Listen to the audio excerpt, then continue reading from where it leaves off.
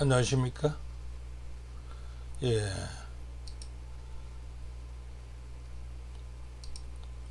오늘은 2026년 제3기 교과 고린도 천우스를 가지고 공부하는데, 이번 주에는요 문답식으로 풀어보는 교과 공부 제5가가 되겠습니다. 총 제목은요 다 하나님의 영광을 이해하라 라는 제목을 가지고 함께 공부해 보겠습니다. 자, 제5가 다 하나님의 영광을 위해서라는 제목입니다. 첫째, 공부에 들어가면서 총론적으로 보면은 고린도 교인들의 특정 질문이 있습니다. 그래서 우리 성경 고린도전서 8장부터 10장까지를 오늘 이번 주에는 공부할 것인데, 그 질문들은 무엇인가라는 것을 대충 한번 살펴보고 들어가겠습니다. 첫째가요, 우상에게 바친 음식을 먹어야 되느냐 먹지 말아야 되는 문제. 두 번째는 자신의 자유와 지식을 앞세워서요 다른 사람의 믿음을 실족하게 하는 문제들이 있었는데 이것은 어떤가. 세 번째는요, 하나님보다 세상과 우상을 가까이 하는 신앙의 타협들이 있었는데 이것은 어떤가. 무엇을 하든지 하나님의 영광보다는 자신의 유익을 먼저 생각하는 신앙의 삶들을 하는 이것은 어떤가 라는 것을 이제 질문하게 되는데요, 여기에서 바울의 답은 어떻게 나올까요?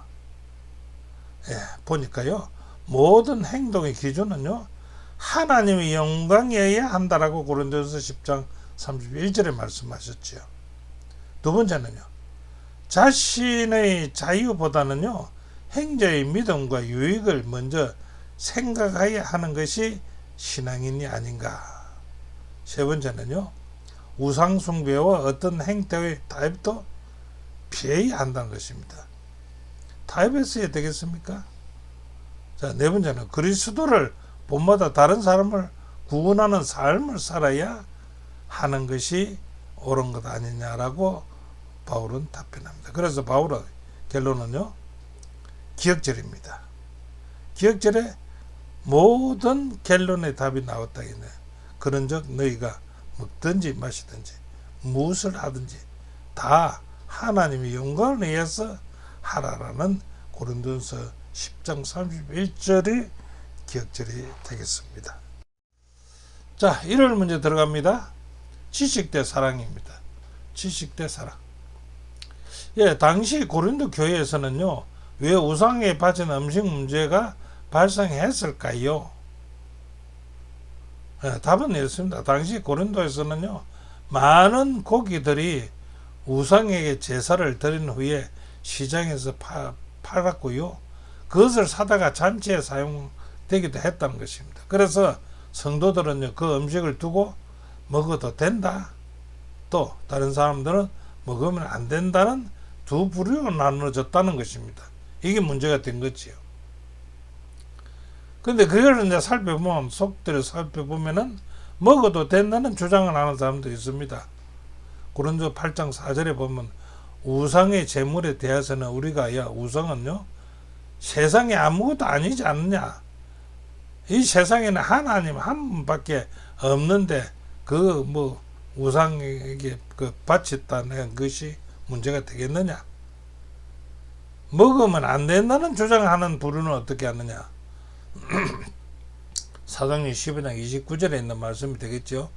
우상의 제물과 피와 목매에 죽인 것과 음행을 멀리하라 했으니까 우상에 바친 음식은 먹어서는 안 된다 라고 얘기한다는 것입니다. 그런데 바울이 여기서 말한 강한 자가 있고요, 또 이 강한 자는 말은 먹어도 된다는 얘기죠. 또 약한 자라 있으면서, 약한 자는 어떤 사람들이 무엇을 권면하는지 우리 이제 강한 자와 약한 자를 한번 살펴보겠습니다. 자, 강한 자는 우상은 아무것도 아니다, 하나님 한 분뿐이므로 우상의 제물을 먹어도 신앙에 문제가 없다고 생각하는 사람들이 강한 자들입니다. 그럼 약한 자들은 뭡니까? 약한 자는 우상을 섬기던 과거의 영향이 남아 있었어요. 우상의 재물을 먹으면 양심이 거리낌을 느끼고 죄책감을 가진 사람들이 있거든요. 이들 약한 자들이라는데 이런 사람도 있다는 것입니다.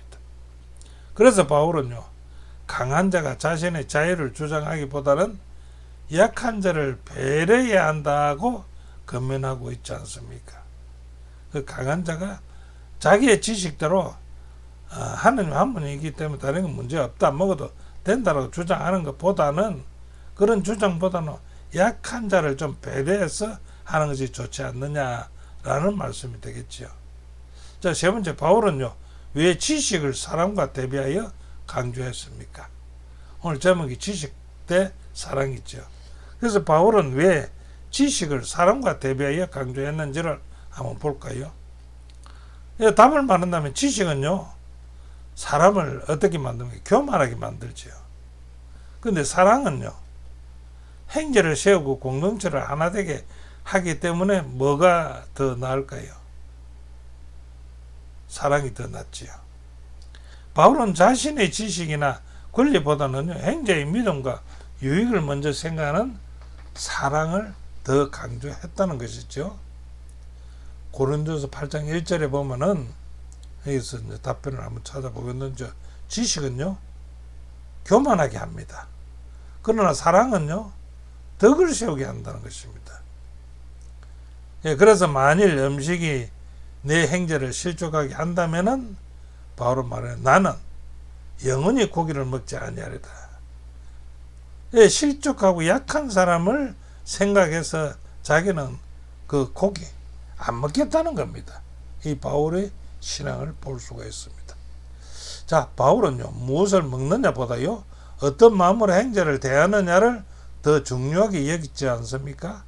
참된 신앙은요, 지식을 자랑하는 데 있지 않고요, 사랑으로 행제를 세우는 데 있다는 것을 알지 않습니까? 자, 월요일, 사심 없는 사랑입니다. 이 본문은 고린도서 9장 1절부터 18절에 있는 말씀이 되겠는데요. 바울은요, 사랑에서요, 우러난 자기 부정을 어떻게 보여주는가 한번 살펴볼까요? 바울의 사랑은요, 그 사랑에서 우러난 자기 부정을 어떻게 하나? 바울은 사도로서요, 생활비를 받을 권리가 있지요. 그 다음에 아내를 동반할 권리도 있습니다. 그리고 생업을 하지 않을 권리도 있습니다. 그런 것이 다 있었지만은요, 복음의 방해받지 않도록 그 권리를 사도 바울은 기꺼이 포기하는 자가 되었다, 이겁니다. 고린도서 9장 12절에 보니까요, 우리가 이 권리를 쓰지 아니하고 범사에 참던 것은요, 그리스도의 복음에 아무 장애가 없게 하람이로다라고 얘기했죠. 두 번째는요, 고린도서 9장 15절, 나는 이것을 하나도 쓰지 아니하였다. 뭘 쓰지 않았다고요? 여기 나오는 거 생활비도 안 받았고, 아내 동거하는 것도 안 했고, 생업을 위한 권리도 없고, 이런 것을 다 포기했다는 것입니다. 자, 바울이 포기한 세 가지 권리는 다시 중점적으로 본다면 뭡니까? 생업을 받을 권리가 있었는데 그 생활비를 받을 권리를 포기했다는 것입니다. 복음을 전하는 자는요, 생활의 지원을 받을 권리가 있었지만요, 바울은 자비로 사역했다는 것입니다. 그것이 고린도서 9장 4절과 사도행전 18장 3절에 있는 말씀을 인용할 수 있다는 겁니다. 두 번째는 아내를 동반할 권리가 있었거든요. 자, 다른 사도들처럼요, 아내와 함께 사역하면서 지원을 받을 수 있었지만 바울은요, 독신으로, 아내가 있었지만 독신으로 헌신했다는 것입니다. 그게 고린도서 9장 5절, 7장 8절입니다. 세 번째는요, 생업을 쉬고 전도할 권리가 있습니다. 생업에 시간을 뺏길 필요 없이 전도할 권리가 있었다는 것입니다. 그러나 사도 바울은 사역에 전념하며 교회의 지원을 받을 권리가 있었지만 바울은요, 천막을 만들면서 생계를 유지해가면서 복음을 전했다는 것입니다. 자, 바울은 왜 자신의 권리를 포기했는가? 그 이유를 한번 살펴볼까요? 바울은 자신의 권리를 주장하기보다는요, 복음이 방해받지 않고 더 많은 사람이 구원받도록 하기 위해서 기꺼이 포기하고 희생했다는 것입니다. 이것이 사랑의 실천이 아니겠습니까? 바울은 자신을 자기 부종의 본보기로 제시를 했거든요. 이렇게 하는 이유가 고린도 지역 복음 전파의 유익을 위해서 했다는 것입니다. 19절 23절에 말씀 있죠. 자, 그렇다면 교훈을 봅니다. 그리스도인의 사랑은요, 권리를 주장하는 사랑이 아니라는 겁니다. 필요할 때 그 권리를 내려놓는 것이 사랑이라는 겁니다. 그리스도인은요, 자신의 자유보다는 하나님의 영광과 다른 사람의 구원을 먼저 생각하는 것이 그리스도의 사랑이라는 것을 여기에 표현하고 있습니다. 자, 화요일 문제는요, 제목이 과거의 교훈입니다. 과거의 교훈이 오늘날은 어떠한가 하게 보면 고린도전서 10장 1절부터 13절입니다. 이 과거의 교훈은 여기 그렇습니다. 바울은요, 광야에 있던 이스라엘의 실패를 교훈으로 삼았어요. 고린도 성도들도 같은 죄에 빠지지 않도록 건면하는 것이 과거의 교훈입니다. 첫째요, 이스라엘 백성은요, 광야에서 어떤 죄를 저질렀으며 고린도에는 어떤 교훈을 주는가 한번 살펴볼까요? 예, 이렇게 말할 수 있습니다. 이스라엘은요, 큰 은혜를 받았지 않습니까? 그런데 하나님을 시험했고요, 악을 탐했고요, 우상숭배와 음행을 했다는 겁니다. 고린도 교회 교훈은 뭐 줍니까? 악을 절개하는 자가 되지 말라고 하지요. 그 다음에 우상숭배를 피하라 하지요. 그 다음에 음행을 멀리하라고 하지요. 하나님 시험하지 말고 하나님을 원망하지도 말라고 고린도 교인들에게 교훈을 했습니다. 그들은 큰 특권을 받았는데도 왜 하나님 심판을 받았습니까? 특권과 심판. 자, 그들은요, 구름 기둥과 홍해, 만나와 반석의 물 등 하나님의 특별한 은혜를 받았지 않습니까? 믿음을 순종해 안 했던 탓으로 그 특권을 받았다고 해서 순종이 없어도 되는 것일까요? 이것은 아니라는 것입니다. 아무리 특권을 받아도 순종하지 않고 한다면은 그 특권은 무모하다는 것입니다. 예, 그래서 고린도전서 10장 1절부터 5절에는 그렇게 말합니다. 이스라엘은 하나님의 큰 은혜를 받아 구름 기둥의 보호를 받았고 홍해를 건너면서 모세에게 속한 침례를 받았고요, 신령한 음식 만나를 먹었고 반석에서 나오는 신령한 물도 마신 후 큰 은혜를 받은 사람이라도 그 사이에 믿음과 순종이 없으면 하나님의 심판을 피할 수 없음을 보여주는 것이다. 이렇게 보면 되겠습니다. 자, 세 번째는요, 바울은 이스라엘의 역사를 왜 고린도 교회에 소개한 이유가 있을까요? 그게 무엇입니까? 이유는, 자, 이스라엘 실패를요, 우리의 경고 교훈으로 삼아 같은 죄를 범하지 않게 하려는 것이 아닐까요?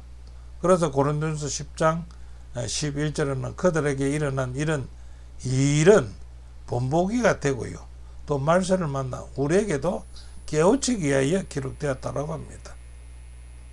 그러면서 또 고린도전서 10장 12절에 하는 말은 너희가 선절로 생각하는 자는 넘어질까 조심해라. 너희가 큰 소리 치는 것은 안 된다. 하나님의 은혜와 많은 특권을 받았다고 해서 자동으로 믿음이 지켜지는 것은 아니죠. 매일 하나님을 의지하며 겸손하게 순종하는 사람이 끝까지 믿음을 지킬 수 있다는 것을 이게 보여주는 것입니다. 자, 수요일 문제요, 우상숭배에 대한 경고입니다. 자, 우리는 왜 우상숭배를 피해야 하는가?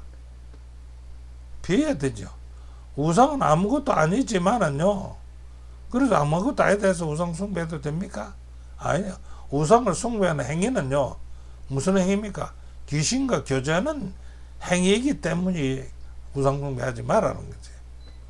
고린도전서 10장 14절부터 나오는 말은 그런즉 내 사랑하는 자들아 우상숭배하는 일을 피해라라고 했습니다. 고린도전서 10장 20절 21절은 이방인이 제사하는 것은 귀신에게 하는 것이다. 우상숭배는 귀신에게 하는 것이라는 거예요. 너희가 주의 잔과 귀신의 잔을 개마에 마시지 못하죠. 두 주인을 섬기지 못하죠. 주의 상과 귀신의 상에 개마에 참여치 못하리라. 거기도 참여하고 여기도 참여하고 그래서 예배 드리는 것을 못하라. 고린도 10장 22절. 그러면 우리가 주를 노여워하시게 하겠느냐? 우리가 주보다 강한 자냐? 우리가 주를 뛰어넘어요? 아닙니다. 바울의 가르침에서요, 무엇이 허용되고 무엇이 금지되는 걸 한번 살펴볼게요. 자, 시장에 파는 고기들 사 먹는 것은 허용됩니다. 그러나 우상 제사의 의식에나 신전의 제사에 참여하는 것은 됩니까? 안 됩니까? 그거는 금지됩니다. 그 이유는요, 단순히 고기의 문제가 아닙니다. 예배와 충성의 문제이기 때문입니다. 예배와 충성. 허용하는 것은 뭡니까? 고린도 10장 25절 온 게 무릇 시장에서 파는 것은 양심을 위해 묻지 말고 먹어라. 우상의 제사 지내든 고기든 어쨌든 간에 시장에서 파는 것은 양심을 위하여 묻지 말고 그걸 물어보고 먹는 건 아니죠. 묻지 말고. 그 다음에 금지한 것은요, 고린도 10장 20절부터 21절 우상 제사에 참여하는 것은 귀신과 교제하는 것이니 거기에는 참여하지 말아라고 금했습니다. 하나님께서 원하시는 것은 무엇일까요? 하나님은 나누어지는 마음이 아니라요, 온전한 충성을 원합니다. 하나님은 두 마음을 가진 것을 좋아하지 않고요, 한 마음으로 충성하는 것을 원합니다.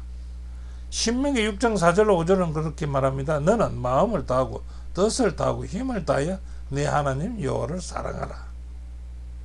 나눠지는 마음이 아니죠. 자, 성도는 예수 그리스도와 교제를 선택하고요, 우상과 타협하지 말아야 한다는 것입니다. 그게 마태복음 6장 24절에 있는 말씀이죠. 한 사람이 두 주인을 섬기지 못할 것이라는 거지요. 세 번째는 하나님을 마음을 다하고 뜻을 다하고 힘을 다하여 사랑하는 삶이 참된 신앙이라고 한다면은 어떤 행동이 일어날까요? 마가복음 12장 31절 내 이웃을 내 몸과 같이 사랑하라 하신 것이라. 이에 더 큰 계명이 없다. 참된 신앙의 삶에는 그 큰 계명이라면 그걸 지켜야 되겠지요. 자, 목요일 문제입니다. 우상숭배 극복하기. 우상숭배를 어떻게 하면 극복할까요? 한번 살펴보겠습니다. 우리가 우상숭배를 극복하는 방법은 무엇인가? 첫째로요, 하나님을 가장 사랑하고, 두 번째는 이웃을 자신처럼 사랑할 때 우상숭배를 이길 수 있겠지요? 고린도전서 8장 3절에 또 누구든지 하나님을 사랑하면 이 사람은 하나님이 아시는 바 되었기 때문에 우상숭배에 참여하겠습니까? 극복할 수 있죠. 자, 두 번째는 마가복음 12장 30절부터 31절은 내 하나님을 사랑하라, 내 이웃을 내 자신같이 사랑하라 두고 했지 않습니까? 그게 우상숭배는 단지 우상을 섬기는 행위만이 아니라 하나님보다 더 사랑하지 말라는 것입니다. 하나님보다 더 사랑하는 것은 모든 것이 뭡니까? 우상숭배지요. 자, 두 번째, 그리스도인은요, 어떤 행동 원칙을 바울은 가르쳤습니까? 우상숭배를 극복하기 위해서 어떤 행동을 사도 바울은 가르쳤을까요? 그리스도인은요, 자신의 유익보다는요, 다른 사람의 유익과 구원을 먼저 생각하게 된다면은 우상숭배에 극복할 수 있을 것이다. 그 고린도 10장 24절에 누구든지 자기의 유익을 구하지 말고 남의 유익을 구하라. 자, 두 번째는 아무리 허용되는 일이라도 다른 사람에게 걸림돌이 된다면 그는 삼가야 된다. 뭐든지 가하나 뭐든지 유익한 것은 아니거든요. 그래서 다른 사람에게 걸림돌이 된다면 그것은 삼가야 된다. 자, 세 번째, 모든 행동의 기준은 하나님의 영광에 의해 한다라고 합니다. 하나님의 영광을 위해서 한다면 우상숭배도 극복할 수가 있겠지요. 고린도전서 10장 31절 그런 너희가 먹든지 마시든지 무엇을 하든지 다 하나님의 영광을 위하여 하게 된다면 우상숭배는 극복할 것입니다. 바울의 본을 한번 볼까요? 바울이 우리에게 보여준 그 본은 바울의 삶에서 우리가 본받아야 할 어떤 본이 있는지 한번 살펴보면 바울은요, 자신의 이익보다는 많은 사람의 구원을 위해서 살았다는 것이 우리에게 준 본 아닙니까? 고린도 10장 31절 많은 사람의 유익을 구하며 그들로 구원을 받게 하기 위한 모든 신앙의 행동, 그것을 우리는 본이 되깁니다. 그는 그리스도를 본받는 삶을 살았지요. 성도들에게도 그렇게 살라고 권면하는 겁니다. 그리고 고린도서 11장 1절에 내가 그리스도를 본받은 자가 된 것 같이 너희도는 여기 이제 고린도에서는 고린도 교인이지만 오늘날은 우리도 나를 바울이죠. 바울을 본받는 자가 되라고 말하고 있습니다. 자, 하나님 사랑하게 되면은요, 우상을 몰아내겠지요. 이웃을 사랑하게 되면 자기 중심을 버리게 되겠지요.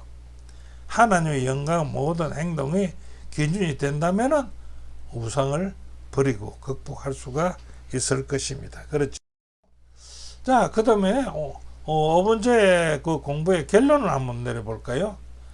결론을 두 가지로 내릴 수가 있겠는데, 첫째는 그리스도에는요, 자기 만족이나 우월감을 위해서가 아니라요, 하나님의 이웃을 섬기는데 지식과 자유를 활용해야 한다는 것이고요. 두 번째는 무엇을 하든지 하나님의 영광과 타인의 유익을 먼저 생각할 때 우상숭배를 이기고 참된 그리스도의 삶을 살아갈 수가 있다라고 하는 것이 오늘 공부입니다. 자, 여기까지 함께 공부하신 여러분 대단히 감사합니다. 이제 다음 또 제6과에서 여러분과 함께 공부해 보겠습니다. 함께 참여해 주신 여러분 대단히 감사합니다.